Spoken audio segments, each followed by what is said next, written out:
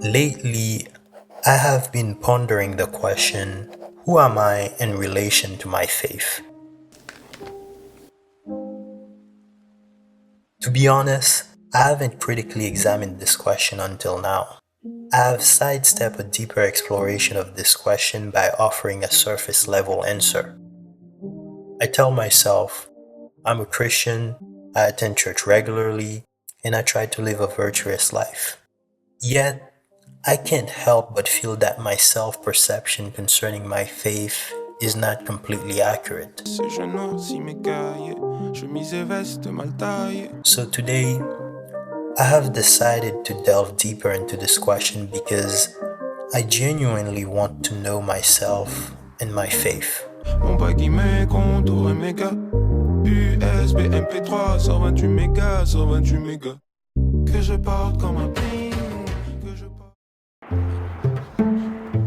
Most people, including myself, present themselves in a positive light if they were to describe who they are. This is even more true for us Christians, not so much in the way that we describe ourselves, but more so in the way that we act. We usually try to be virtuous.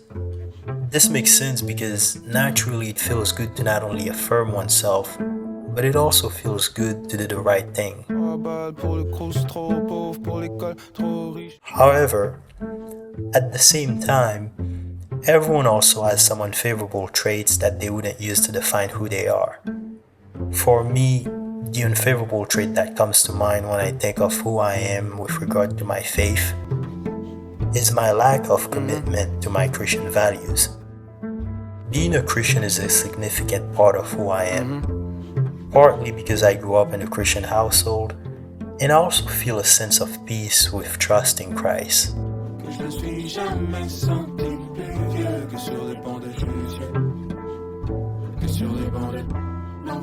But as I've been meditating on the question of who I am, I find that it's hard to be a Christian.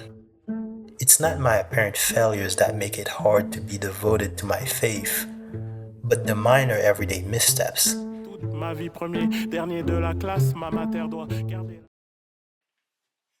This realization opened my eyes to the fact that I have avoided exploring who I am with respect to my faith because deep down I fear not being who I perceive myself to be.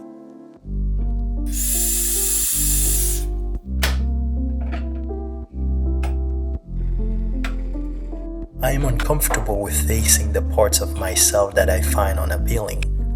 It's easier to ignore my shortcomings than to acknowledge and work on improving them. But if I truly want to discover who I am with respect to my faith, I have to be willing to confront the unpleasant side of myself.